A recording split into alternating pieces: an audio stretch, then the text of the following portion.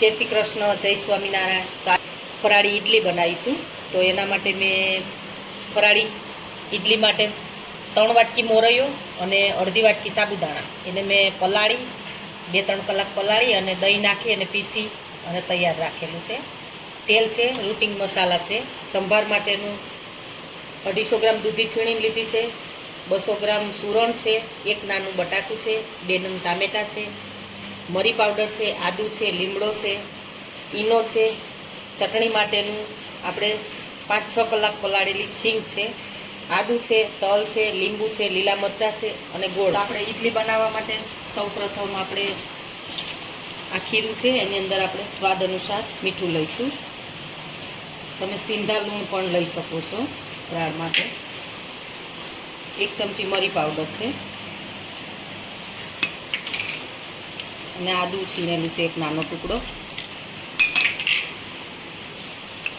હવે આપણે આ ઈનો લઈશું, 1 ચપટી એક છે, એની ઉપર આપણે તેલ રેડીશું થોડું।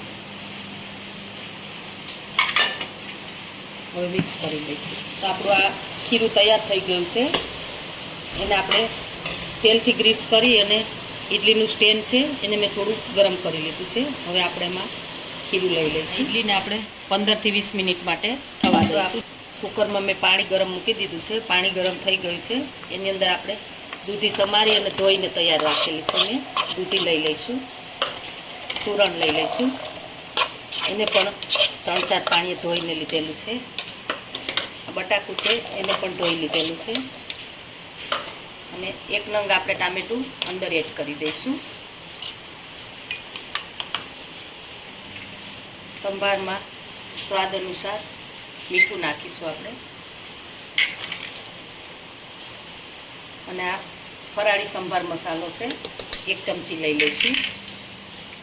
થોડી હળદર લઈશું અને થોડું તેલ લઈશું।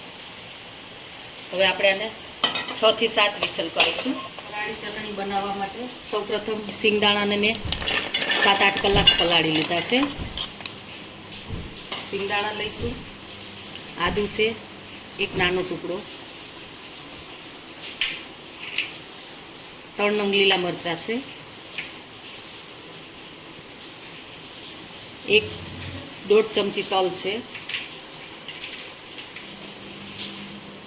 અને 1 લીમડાની ડાળથી આપણે લઈ લઈશું, લીમડાના પાન અને અડધું લીંબુ નીચોઈશું।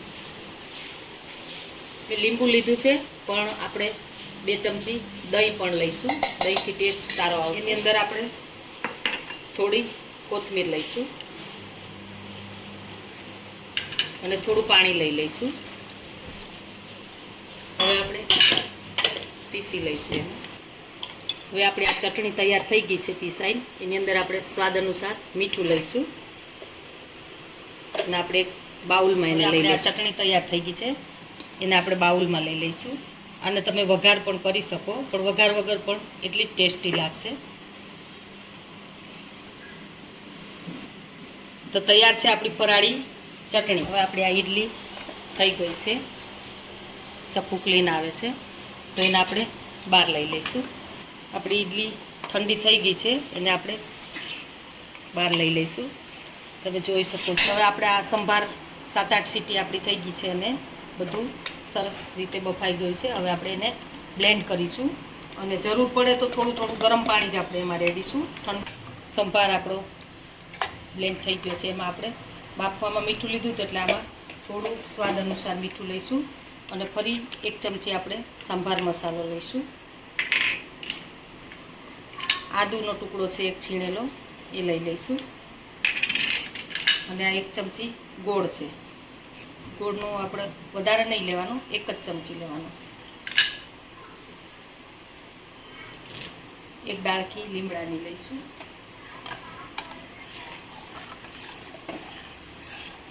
તેલ ગરમ લઈશું। આમાં ગરમ થઈ ગયું છે એની અંદર આપણે 1 ચમચી જીરું, સૂકા લાલ મરચાં લઈશું, હિંગ લઈશું, 1 ડાળખી લીમડા અને આ 1 નંગ ટામેટું છે એમાં મીઠું લઈશું। હવે આપણે આ ટામેટા ચડી ગયા છે એની અંદર આપણે થોડી હળદર લઈશું, 1 થી 1.5 ચમચી લાલ મરચું પાવડર છે, 1 ચમચી ધાણા જીરું પાવડર છે.